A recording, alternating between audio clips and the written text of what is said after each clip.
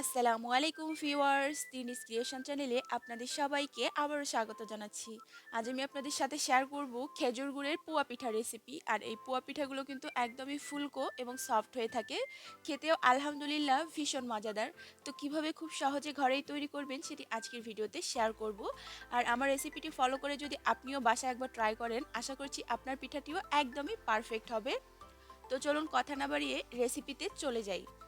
তো প্রথমেই আমি এখানে 1 কাপ পরিমাণ খেজুরের গুড় সাথে 1 কাপ পরিমাণ পানি দিয়ে হালকা জাল করে নিব। আমি এখানে শিরা করে নিব না, শুধু পানিটা ফুটে এলেই আমি চুলার জালটা বন্ধ করে দিয়ে ঠান্ডা করে নিব। তো চলে যাচ্ছি পরবর্তী ধাপে। তো এ পর্যায়ে আমি সবগুলো উপকরণ একসাথে নিয়ে নিয়েছি। প্রথমেই দিয়ে দিব 1 কাপ পরিমাণ ময়দা, সাথে দিয়ে দিব 1 কাপ পরিমাণ শুকনো চালের গুঁড়া। আপনারা যে পরিমাণ চালের গুঁড়া ব্যবহার করবেন সমপরিমাণ ময়দা ব্যবহার করবেন। দিয়ে দিচ্ছি হাফ কাপ কুড়ানো নারকেল, নারকেলটা অপশনাল, আপনারা চাইলে দিতেও পারেন নাও দিতে পারেন। দিয়ে দিচ্ছি স্বাদ মতো লবণ, দিয়ে আমি হালকা হাত দিয়ে মিশিয়ে নিয়ে এবার গুড়ের সেই কুসুম গরম পানিটা দিয়ে দিচ্ছি। আমি একেবারেই দিব না, সামান্য একটু করে দিব আর হাত দিয়ে মথে নিব। চেষ্টা করবেন পিঠাটা তৈরির জন্য হাত দিয়ে ভালোভাবে মথে নিতে, এতে করে পিঠাগুলো কিন্তু অনেক বেশি সফট এবং ফুলকো হয়ে থাকে।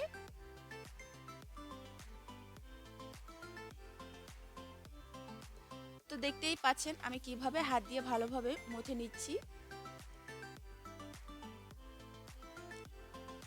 তো এভাবেই আমি সম্পূর্ণ গুড়ের পানিগুলো দিয়ে ভালোভাবে একদম মথে নিব।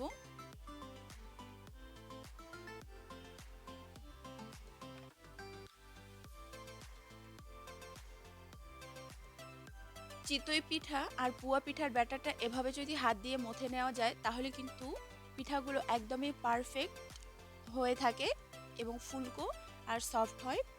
তো এ পর্যায়ে আমার মথে নেওয়া হয়ে গিয়েছে, আমি 5 মিনিটের জন্য একটু রেস্টে রেখে দিব। তো ফিরে আসছি 5 মিনিট পর। তো 5 মিনিট পর এখানে আমি হাফ কাপের মতো কুসুম গরম পানি দিয়ে দিচ্ছি। আমার টোটাল 1.5 কাপের মতো পানি ব্যবহার করেছি এখানে। তো আমি আবারও কিছুক্ষণের জন্য হাত দিয়ে ভালোভাবে মথে নিব।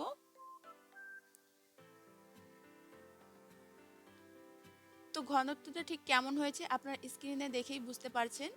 আমার হাতটা কিন্তু একদমই কোটিং হয়ে যাচ্ছে, এ পর্যায়ে কিন্তু বুঝে নিতে হবে একদমই পারফেক্ট হয়েছে ব্যাটারটা। তো চলে যাচ্ছি ভেজে নিতে। আর আমি কিন্তু 2 ঘন্টার জন্য রেস্টে রেখে দিয়েছিলাম, কারণ শুকনো চালের গুঁড়ো এর জন্য। তো এবার ভেজে নিচ্ছি, দেখতেই পাচ্ছেন আলহামদুলিল্লাহ আমার পিঠাগুলো কিন্তু একদমই ফুলকো ফুলকো হচ্ছে। তো আমি 2-1 মিনিটের মতো ভেজে নিয়ে উঠিয়ে নিব। কাঙ্ক্ষিত কালারটা চলে এসেছে, এবার আমি পিঠাটাকে উঠিয়ে নিচ্ছি। তো এভাবেই আমি সবগুলো পিঠাকে তৈরি করে নিব। তো আমার চ্যানেলে যারা নতুন এসেছেন প্লিজ আমার চ্যানেলটি সাবস্ক্রাইব করার অনুরোধ রইল। আর যারা আমার চ্যানেলটি সাবস্ক্রাইব করেছেন তাদেরকে অসংখ্য ধন্যবাদ। আর এরকম নতুন নতুন ভিডিও দেখতে আমার চ্যানেলের পাশেই থাকবেন।